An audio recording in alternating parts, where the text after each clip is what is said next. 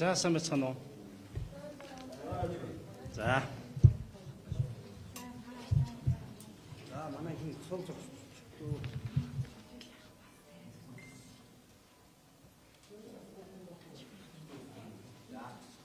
За яваа. За. Та бүхний хүрэлцэн ирсэнд баярлалаа. Тэгээ бидэнд иргэдээс нэг мэдээлэл ирсэн юм аа.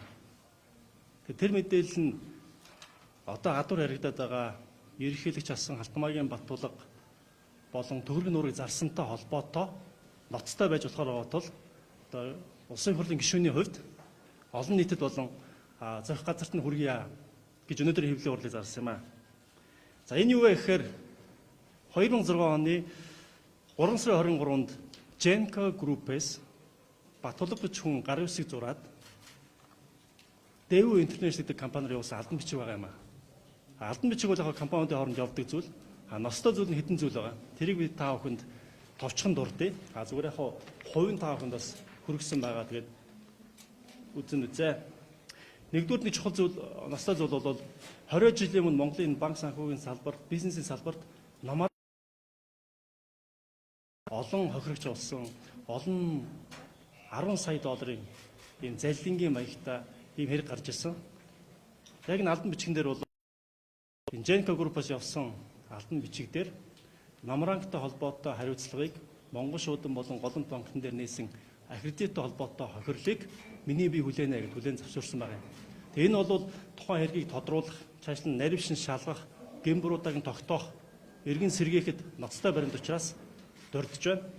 За хоёрдугаар хамгийн ноцтой нь энэ албан бичигт Монголын байгалийн баялаг нөөцөн тогтоодсон ордуудыг зарж байна.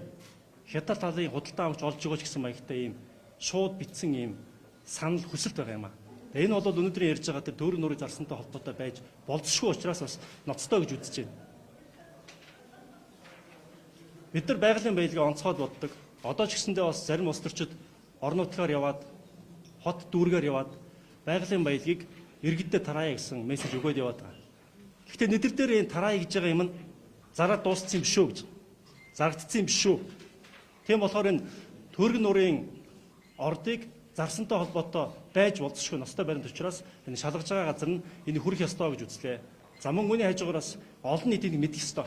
Тийм болохоор өнөөдөр ингээд энэ мэдээлэл хийж байгаа юм аа.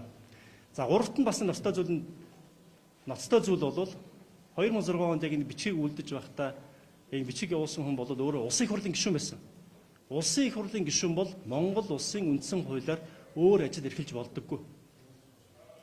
Бизнес хийгээд газар орд зарах тухай хүсэлт явуулаад байтугай жирийн өөр ямар ч ажил эрхлэх боломжгүй байдаг. Энэ бол хуулиараа үндсэн хуулиараа хаалттай зүйл. Улсын их хурлын гишүүн бол улсын их хурлынхаа гишүүнийхээ ажлыг хийх ёстой, хууль батлах ажлаа хийх ёстой. Тэр иймэрхүү ноцтой сэжүүр энэ мэдээлэлд байгаа учраас улсын их хурлын гишүүний хувьд бид иргэдээс ирсэн мэдээллийг олон нийтэд хүргэх ёстой гэж бодож байна. Мөн цаашаа яг энэ хэрэгтэй холбоотой төгөрөг нуурыг сүүлийн үед хэрэгдэад байгаа шалгаж байгаа гэж ойлгож байгаа. Тийм болохоор нэмэлт нотлох баримт болох болов болзошгүй гэж үзэж байгаа учраас авилдаа тэмцэх газар хүргэнэ. За товчхондоо гээд ийм мэдээлэл байна. За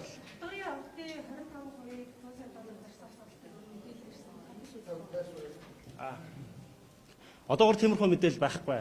Хэрвээ тиймэрхүү мэдээлэл ирэх юм бол энэ мэдчлэн ирэх юм бол бид нар яг үүргийнхаа дагуу олон нийтэд болон хууль хяналтын байгууллагад нь өгнө.